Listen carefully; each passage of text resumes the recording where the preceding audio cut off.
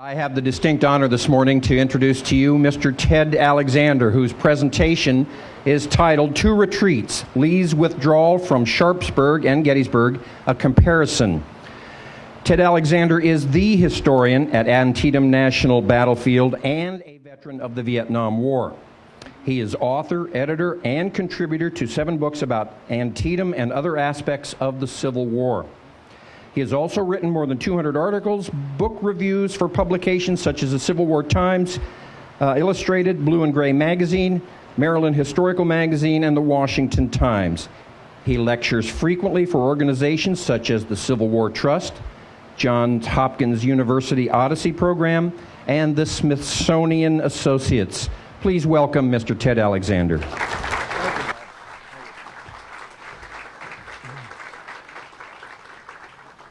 Thank you, Superintendent. Is this working? No. Not working. Do I have to? All right. Is it working now? Okay. Let me know if there's a... Okay, I got the thumbs up. Thank you. I'm glad to be here today, and I've had a lot of health problems, so I'm glad to be anywhere today. I had a number of health problems, and including sleep problems. And we went to the doctor about a week ago, and the doctor said, bring your wife with you. I brought her along, and he was asking me about my sleep habits, and he said, do you wake up grouchy in the morning? I said, no, I let her sleep. So anyway, so she's mad at me. But anyway, as Steve Allen used to say, all seriousness aside, we're going to talk about, we're going to make a comparison today of 2 retreats. Lee's withdrawal from Sharpsburg and Lee's withdrawal from Gettysburg. Similarities and differences. Often they're confused in what happened.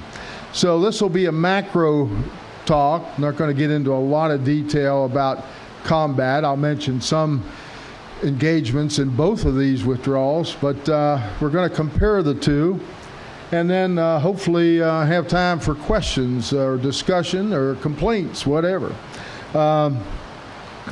We'll start with the Maryland campaign of 1862, culminating in the Battle of Sharpsburg or Antietam. Traditionally, this has been treated as a separate event, as a separate invasion of Maryland. But in more recent times, many historians, including the esteemed late great Joseph Harsh, have looked upon this rather as a great turning movement. Joseph E. Johnson is wounded in the battles before, in the fight before Richmond. The man who takes over is Robert E. Lee. He whoops George McClellan, and by the way, up to this time, the Union had been on a roll. The Confederates had been on a roll in 1861. They fight the Battle of First Manassas and rout the Union Army and send them back to Washington. They fight the Battle of Wilson's Creek and kill the Union Army commander, Nathaniel Lyon, and send them retreating in a rout. Now, it's at Wilson Creek, Missouri. They fight the Battle of Ball's Bluff, and these were all, in relative terms, small battles compared to the bloodbaths that occur starting with Shiloh in April of 1862. They fight the Battle of Ball's Bluff and rout a Union army, and here again threaten, scare Washington. So the Confederacy's on a roll until late 1861. Then the tide starts to turn. The Union Navy will start the blockade and start to capture important Confederate ports, not least of is Port Royal Sound, Hilton Head as we know it today. And from there it starts to go downhill for the Southern Confederacy. In February, you have the 62, you have the fall of Forts Henry and Donelson, which gives the Union control of the Mid-South, and in the Mid-South, the rivers are running north and south, so that allows the Union Navy to operate also. And then you have the fall of Nashville, the first of the Confederate state capitals to fall. Then on and on, you'll have the fall of New Orleans there in 62, and the fall of Memphis. So the North, and then McClellan is right at the gates of Richmond. So things are looking good for the North, so well that Lincoln, if he doesn't say it, he does so in a figurative way, says, "Mission accomplished." We've heard that before. And it happened in a lot of wars, not just Iraq or the Civil War. You know, it happened in World War II, rolling across France, and then you have the Battle of the Bulge. It happened in Korea as MacArthur is pushing the communist forces back, and then he's repulsed. So this overconfidence and looking like things are really going well is not unique to the Civil War. But what happened, that's with all these successes, the Lincoln administration closes all the recruiting offices. Whoops, that was a bad move, because things are going to take a quick turn in the summer of 1862. Wizards of the Saddle, Nathan Bedford Forrest and John Hunt Morgan will have successful raids out into the Western Theater. And McClellan is repulsed from in front of Richmond. So now the Lincoln government has to rush around and find new recruits. So they start this 9-month series of soldiers that will go and fight in these battles. But let's get back to Lee.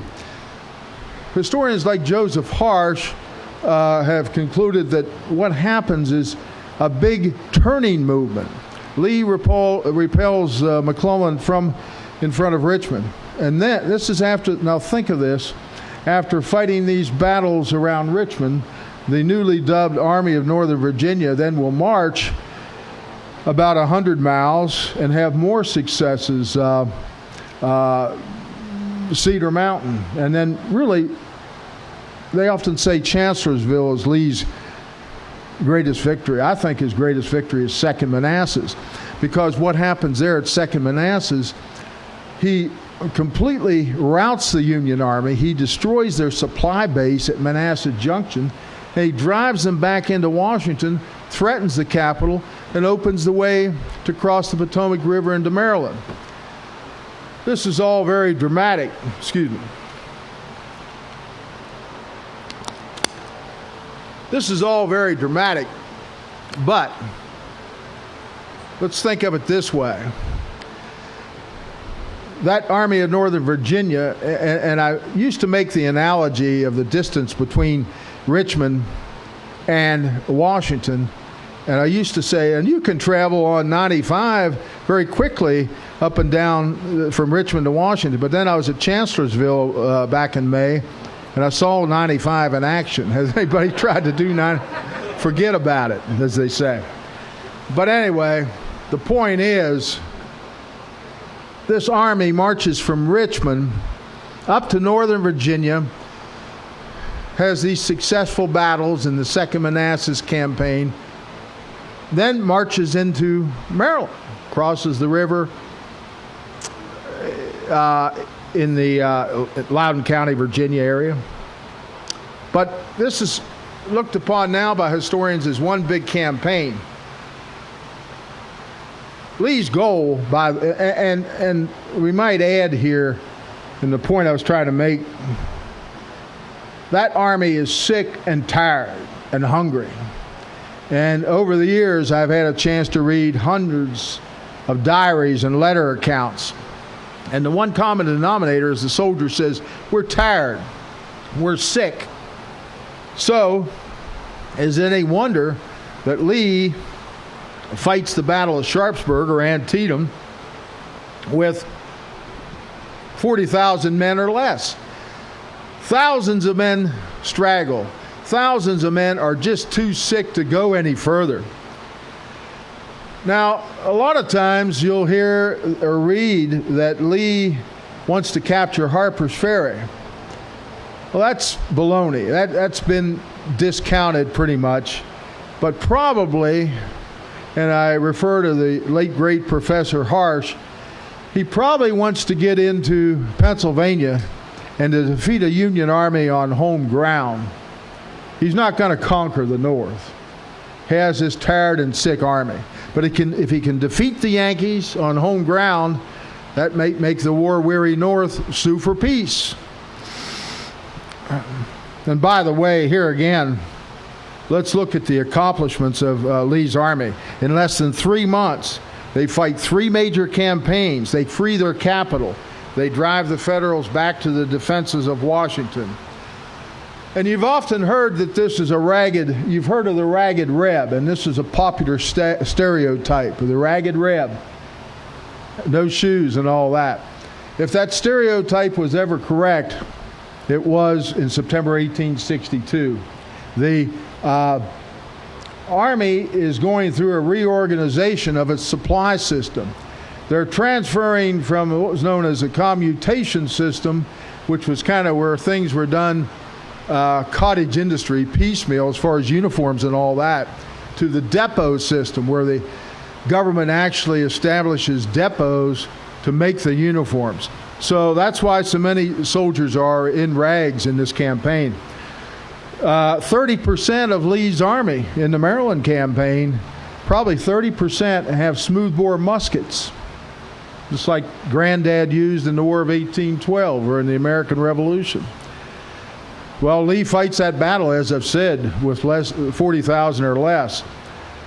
They battle after one day yields over 23,000 casualties, and that's Union and Confederate. Out of that, about 4,000 are killed outright. And out of that, over 10,000 are Confederate casualties. Meaning Lee suffers about over 25% of his command is lost at Sharpsburg. Besides that, his infrastructure is damaged. We can talk about numbers, but a lot of times in a battle or a military campaign, it's not just numbers. Of 39 infantry brigades, 20 had less than 400 men. Now think of that. That's the size of a small regiment. Now we're talking about brigades. The average regiment, Confederate regiment at Antietam, by the way, was about 160 men, but some only had 40. The officer corps was hit very badly. 3 of 9 division commanders were casualties. 19 of 39 brigade commanders were casualties. 86 of 173 regimental commanders were casualties, killed or wounded. This is about half of Lee's line officers. Of 173 regiments, only 29 were led by full colonels after Sharpsburg. So you see his infrastructure is damaged. George B. McClellan, his Union opponent, fully is thinking about preparing to fight the next day, September 1862. But that doesn't happen because he thinks about moves on the afternoon of the 18th, and by that time Lee is thinking about moves on the afternoon of the 18th to get out of town. And they do that stealthily on the night of 18 September 1862. Lee had defiantly kept his army in position that day, and it's this late night withdrawal that he undertakes with most of his army. So by dawn of 19 September, Lee would confidently report, quote, "The army was accordingly withdrawn to the south side of the Potomac without loss or molestation. There is some rear guard skirmishing with the 14th South Carolina and Union cavalry detachments from Pleasanton's cavalry. But by now, McClellan has concluded that Lee has given him the slip. Accordingly, he moves to direct his forces toward the Potomac River." Now, by the way, folks, this withdrawal of Lee in September 1862, he has about 3.5 miles to go to the Potomac River near Shepherdstown. Not too long a trek for his withdrawing army. Now, McClellan will take steps to try to go after Lee, rather tepid steps, but nonetheless, he will send the 12th Corps to occupy Harper's Ferry in case Lee wants to go in that direction, and he'll send the 6th Corps upstream to Williamsport, Maryland, on the Potomac. Now, what results from this maneuvering around, and I'm not getting into a lot of battle detail today, but what results from this moving around, one thing is the Battle of Shepherdstown. On 19 September 1862, a combined force of Union infantry, cavalry, and artillery will go across the Potomac at Boatler's Ford, or Shepherdstown Ford, goes by several names, and attack Lee's rear guard. That rear guard is under the operational control of General Pendleton, who's Lee's chief of artillery. For some reason, Pendleton panics, and he leads his men out of there. They skedaddle out of there. If that wasn't bad enough, he leaves their artillery reserve, about 40 cannon, behind. And he reports to Lee that night of the 19th that the Federals are outnumbered by the Confederates. They only have, this force of Union troops is only around 400 men. And Pendleton reports to Lee the loss of all these cannon. Well, needless to say, General Lee is beside himself. And what he does is order A.P. Hill's division, and then eventually there'll be elements, at least one brigade, Armistead's from Longstreet's command, and a brigade from Jackson's command also. But A.P. Hill's men will be in the main part of the fight. They are sent back to retrieve these cannon and to drive off the Yankees. Well, what happens is a larger Union, the Union force that so captured the cannon go back across the river. And they may, depending on what accounts you read, they may take a couple guns with them. But in reality, they have not really captured the artillery reserve because they leave all those guns on the Virginia side. So a larger force of the Union 5th Corps crosses on 20 September 1862. And what will end up is the Battle of Shepherdstown. We call it a battle. It's not Gettysburg, but it's the largest battle fought on what becomes West Virginia soil. Of course, this is 1862. It's still Virginia. Doesn't become the state of West Virginia till June of 1863. But it's the largest battle in West Virginia. About 4,000 Confederates and 3,000 Union are on hand for the fight, but only part of them will actually take part in the fight. And it results in 309 casualties for the Confederates and 368 for the Union. The people that bear, the Union troops that bear the brunt of that is the 118th Pennsylvania, the Corn Exchange Regiment. They were a brand new regiment, have only been in the service for a matter of weeks, so they go into battle untrained and with faulty weapons. They have Enfield rifles that won't work. And they'll lose 36% of their men, 77 killed, 100 wounded, 105 taken prisoner. It's a total disaster. Now, Shepherdstown was a wake-up call for General Lee, because here's what's going on about this time. A lot of people hear about the Battle of Antietam and Lee retreats across the Potomac and it's all over. This is one of the reasons for my talk today. It's not all over, because Lee, even though he suffered these horrendous casualties, is he thinking about going to Virginia and lick his wounds? No. He's thinking about going back into Maryland.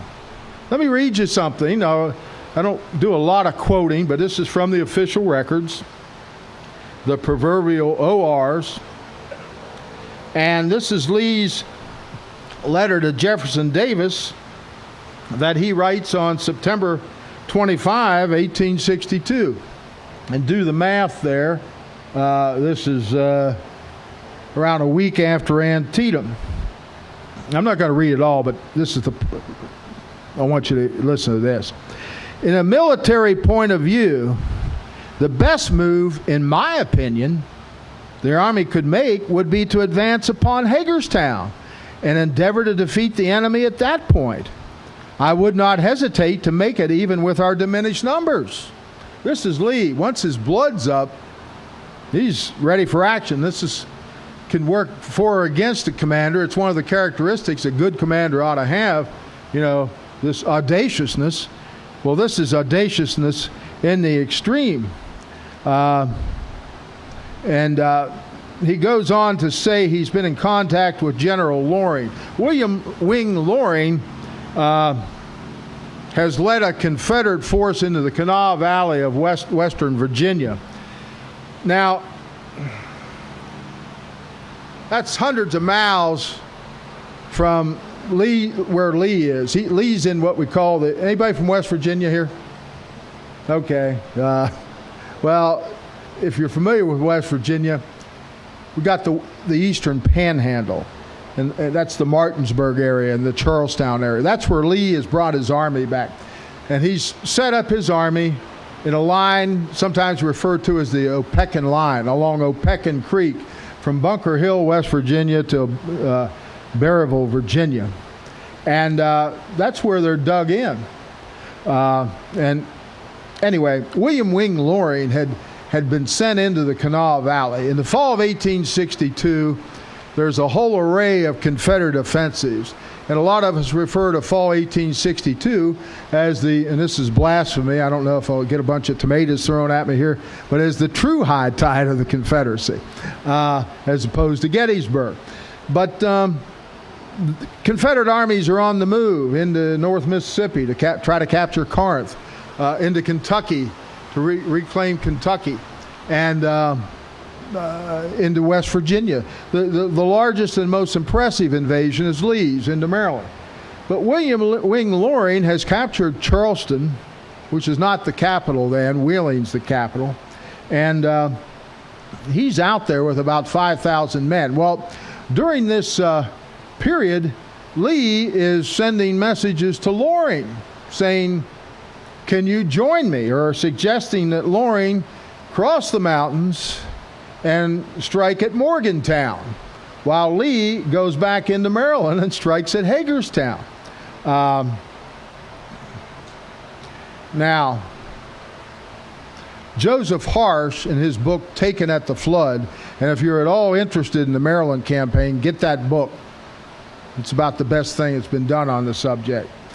But I'm going to quote what Joseph Harsh says about this. He says, "Without doubt, Lee dabbled in fantasy to expect Loring to cross 200 miles of mountains and try to work with Lee in tandem in another invasion of the North." So it doesn't happen, because what Lee does is he begins to, he demands that all the officers, the commanding officers, take an accurate roll call. And when they start doing that, it finally sinks in he's not going to do anything, because he has, after Antietam, maybe an immediate effective force of 25,000. Now this force grows as he sits around Martinsburg and Winchester for the next weeks. And within a month, all these stragglers will be coming in. The sick will be coming out of the hospitals. And he has about 70,000 men within a few weeks, within a month. And he even had these cavalry detachments going around to round up the stragglers, who were all over the place. And he actually, one time they gather about 6,000 stragglers up. Another time, the total is closer to 10,000. By November of 1862, his army is up to 85,000 again. And so Lee is very aggressive during this withdrawal from Sharpsburg. He's continues to think aggressively, and he utilizes Jeb Stuart very well as a screen for his movements, and he even sends Jeb Stuart into Pennsylvania in the Chambersburg raid. This is the second time Stuart rides around McClellan. This is 10 October 1862. Now, this is not the burning of Chambersburg, by the way. A number of years ago, a convenience store chain in the region, I'm not going to mention their names, but their initials are Sheets, they had a big ad. They said, not red hot deals. You could buy a hot dog and a big gulp for $1 or something. You remember that, Linda? And they had a picture of Jeb Stuart in the ad, and they said, not since Jeb Stuart burned Chambersburg have there been such red-hot deals. Well, this is not the burning of Chambersburg. This is Stuart's raid, where he does burn some warehouses and some of the Cumberland Valley Railroad yards there. But the burning is 30 July 1864. But Stuart's ride is a factor. Now, I don't want to overplay this, but it's a national disgrace, and it is a factor in the dismissal of George B. McClellan in November. Okay. Now let's fast forward with our comparison more than 9 months later to the summer of 1863, to the events that we commemorate, why we're here today. The Gettysburg campaign. Now, things are similar in a way, but things are much different. Whereas Lee had this army that was sick, tired, hungry, and ragged in 1862, he now has an army numbering around 75,000 men marching boldly into Pennsylvania, much better equipped and uniformed than 1862. There had been improvements in the quartermaster system. So you actually have, here again, we have this syndrome of the ragged rebel. But you actually have a lot of Confederate units marching to Gettysburg in brand new uniforms. And gray uniforms. And not the old slouch hats, but brand new caps that they're wearing. Many of Pickett's men, years ago, I was the consultant for a painting down in Greencastle, my hometown. There's a girl, kind of Barbara Fritchie, that waved a flag at Pickett, and they wanted to do a painting of it. And I consulted Les Jensen, who was at that time the curator of the Museum of the Confederacy. And Les is probably the leading authority on Confederate uniforms in this country. And he told me, don't put them in ragged rebs or slouch hats or butternut. Put them in neat gray uniforms. At least part of Pickett's command had just been issued these nice new gray uniforms and forage caps. So, there's a lot of accounts, firsthand accounts of the Confederates at various places coming through with packs on their backs and caps and neat gray uniforms. At Antietam, the Confederates may have had upwards of 30% smoothbore muskets. I consult, when you want to get the answers, consult the experts. And I don't know if any of you know Joe Bilby.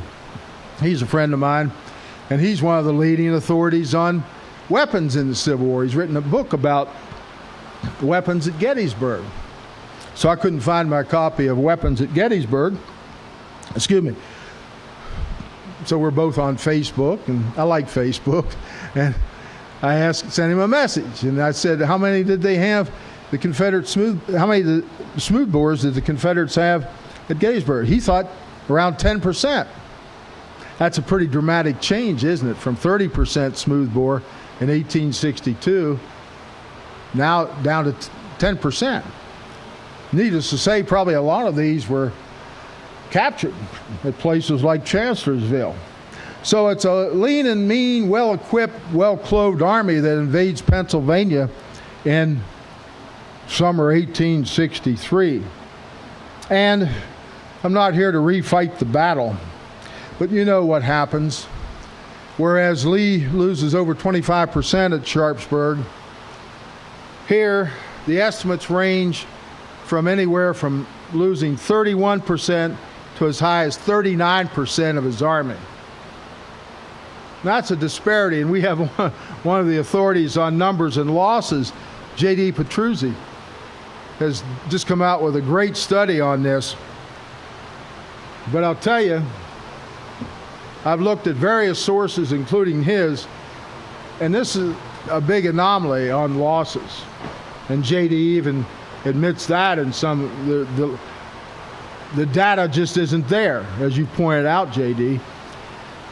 So some accounts say Lee lost 3,000, some have him losing 4,800 killed. Some have him losing 21 or 22,000. Some have accounts have him losing 24,000 or more. So the accounts vary here, but he loses a lot. It's a devastating defeat. And here's the great difference between Sharpsburg and Gettysburg. At Sharpsburg, he has 3.5 miles to go to get back into Virginia. At Gettysburg, he has almost 50 miles to go. A 50-mile trek back to Virginia. And another thing that's going to be different, whereas McClellan's advance against Lee's retreat in 1862 is tepid at best, with the battle at Shepherdstown, and then in mid-October 1862, a so-called reconnaissance in force where he sends a Union column out of Shepherdstown and a Union column out of Harper's Ferry to probe Lee's lines, and they're only out for a day or two. Meade's advance against Lee's withdrawal is a very aggressive, and it's often been portrayed that he's weak and overly cautious. Based on what has gone on, and again, we have to look at the infrastructure of these armies. You think an army can just fight a battle and then jump up and start moving again. But Meade has lost tremendously here. And Meade is low on ammunition, food. You've heard of the Ragged Rebel. I've been mentioning the Ragged Rebel. How about the Ragged Yankee? There are thousands of Union soldiers without shoes that are going to make this trek following Lee's retreat. What transpires next is on the north end of the Potomac is 10 days of military actions, a very aggressive move, much of it done by the Federal cavalry. Gettysburg has more cavalry actions, I think, than in any other campaign of the Civil War. And it was the first time both sides here in the East, particularly the Union cavalry, had endured such intensive, ongoing activity, because it's mostly the Union and Confederate cavalry that are involved in the retreat. July 4 and 5, a fight not far from here in the South Mountain Passes at Monterey Pass.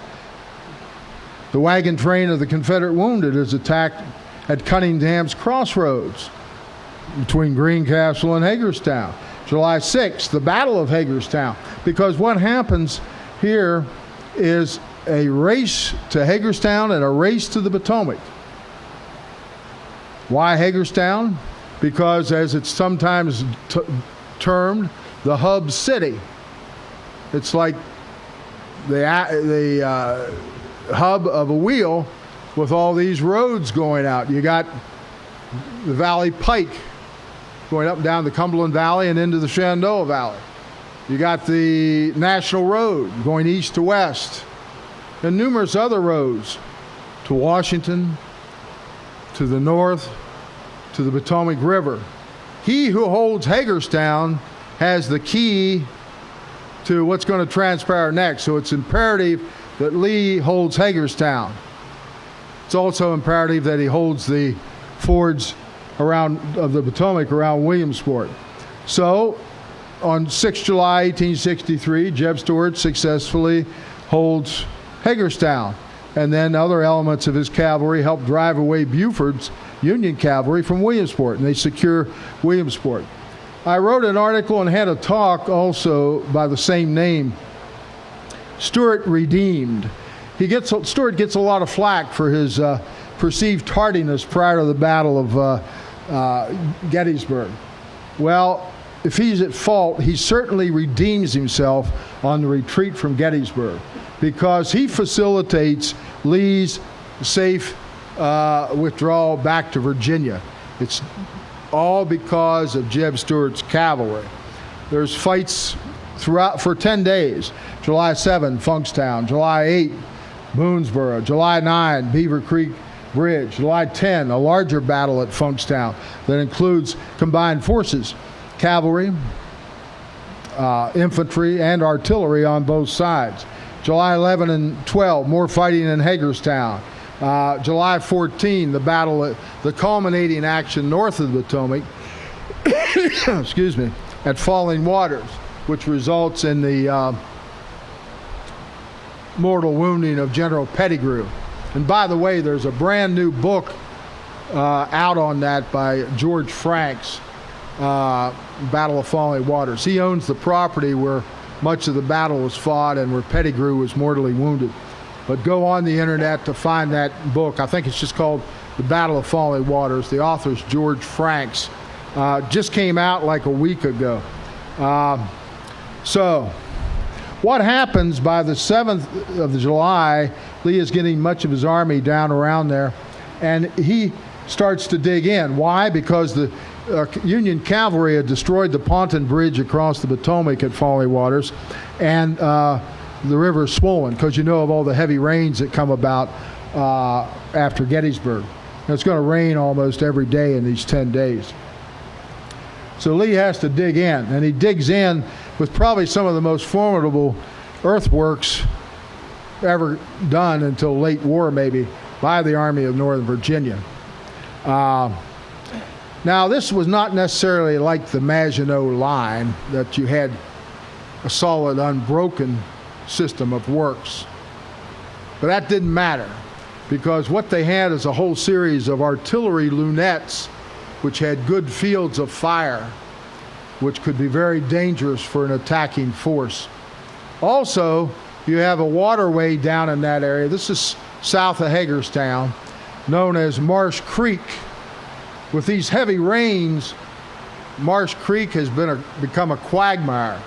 So if Meade's men would attack across these open fields, they'd not only get all this converging artillery fire, but they may be waist deep in water as they're doing it. Well, on the 12th, Meade has a council of war. Napoleon is said to have made the comment one time, council of wars don't fight. Well, they fought here after that council on July 2nd, didn't they? But sadly, after this council of war on July 12th, Napoleon's prophecy turns out they decide no. They talk Meade out of it. We're not going to attack. Accordingly, this gives Lee time to get his forces together with Jeb Stuart's cavalry screening, going into the earthworks, lighting campfires, making all kinds of noise, making it sound like there's a lot of Confederates in those works. This allows Lee to safely get back across the newly constructed Ponton Bridge at Falling Waters, while another part of his army, Ewell's command and Stuart's cavalry, crossed the swollen Potomac, which is going down somewhat up at Williamsport. The invasion was an ecological nightmare. We don't often, when we think of these battles, we do the tour, and we're out here, and the National Park Service does such a wonderful job mowing the grass and everything. It's hard to fathom the carnage. We've seen some of this tragedy in our own lifetime, even on U.S. soil with 9/11.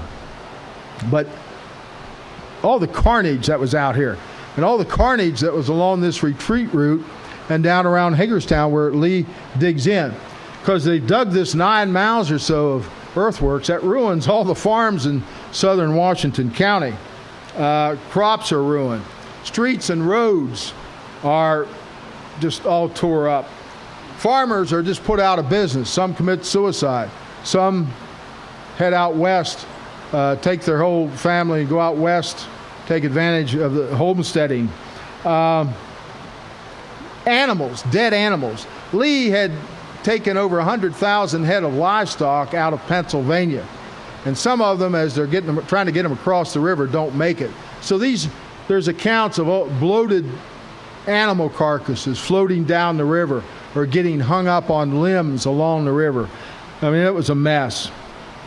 Well, there's similarities and differences I hope you've seen here. Both the Union commanders are criticized by Lincoln, even though Meade does far more than George McClellan did in 1862. Lincoln had run out of patience. And another thing, Lincoln is sitting inside the beltway, so to speak, trying to make decisions. He doesn't know what these soldiers and this army has gone through or will go through in trying to march to catch Lee. Lee, he was pleased with Stuart in 62.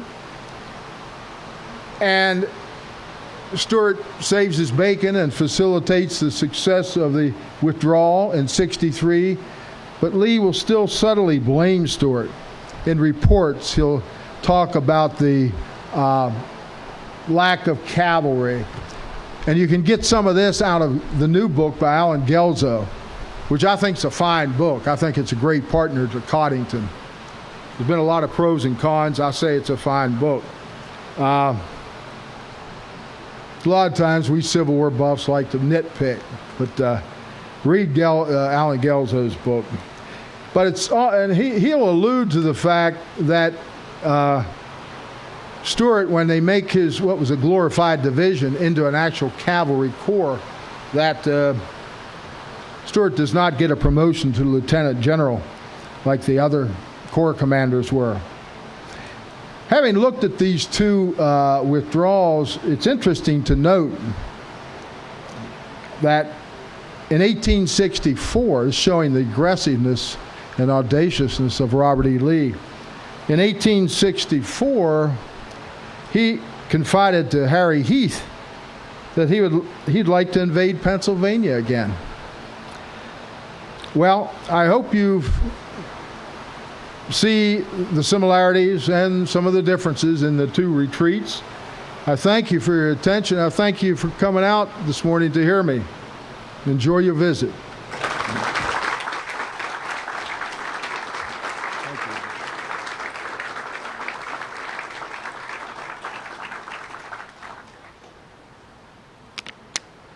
Now we're going to do some questions. Are there any questions from Mr. Alexander? Whoops. Complaints? We're going to do this like does anybody remember the Joe Pine show? I'm dating myself. So you can come up into the, what do you call it, the box and ask a question.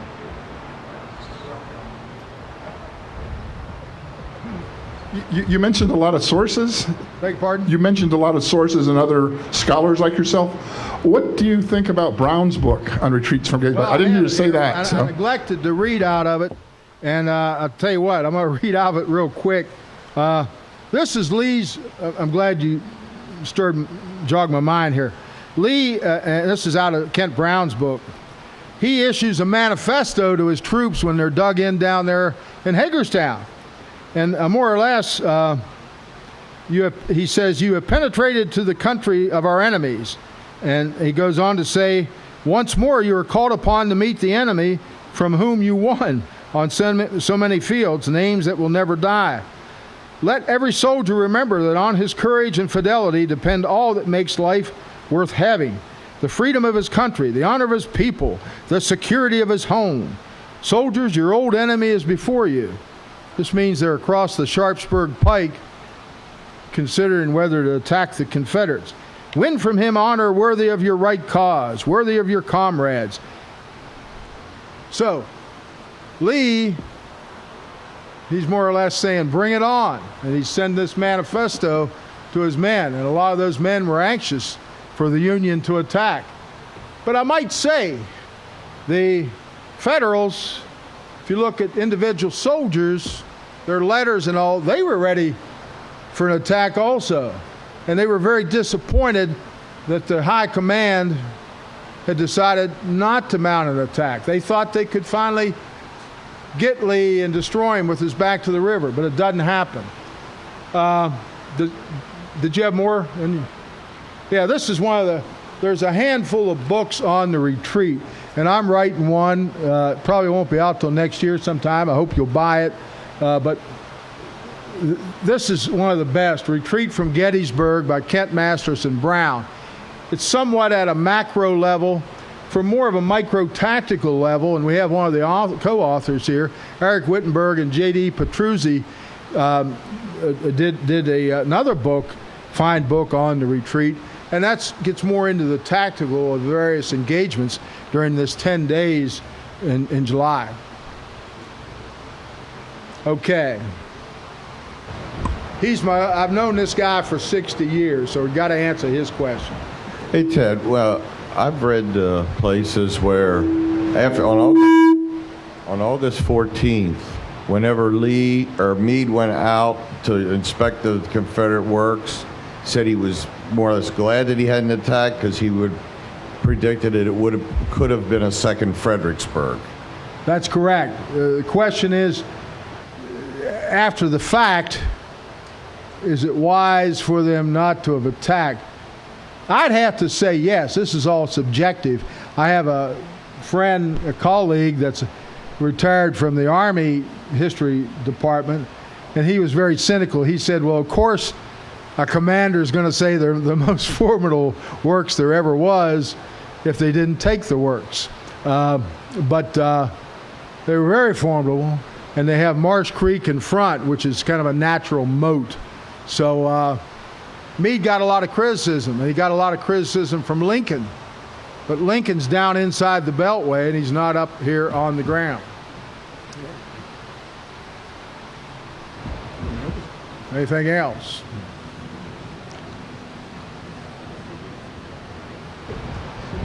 Speaking of Lincoln's criticisms, how much of that do you think was tempered by the previous generals that Lincoln had to put up with, where they didn't take action, where there was no cause not to do so, and here Meade actually was there that carryover effect? That's a very good point. The carryover effect. That's a good way to say it. He's so frustrated by all these near misses, that he's just had it. But again, when you're inside the Beltway, it's like LBJ during Vietnam. He was trying to run things from D.C. sometimes. You got to be out here on the ground to know what's going on and know the fact that Meade had suffered horrendous casualties. His infrastructure of his army, whole command's gone. The Iron Brigade finished as a fighting unit. Generals down, Reynolds, Sickles, on and on. You got to take that into consideration. That's a very good point. We have time for one more question.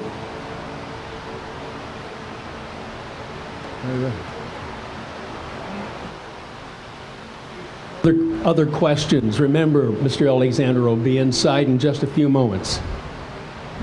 Ted, this is more of a preservation question. Do you know of any existing evidence of those Williamsport defenses? Yes. The question is there any evidence of those Williamsport defenses? There are. They're out on private property. Relic hunters sometimes find them. Usually you'd have to cross over fences and go out in fields on private property. There's a few places I've done on tours where we can actually see it from the road. It's very light in some places, but yes, there are remnants because it was a massive system of works. That's a good question. Why don't we join in one more time and thanks Ted Alexander.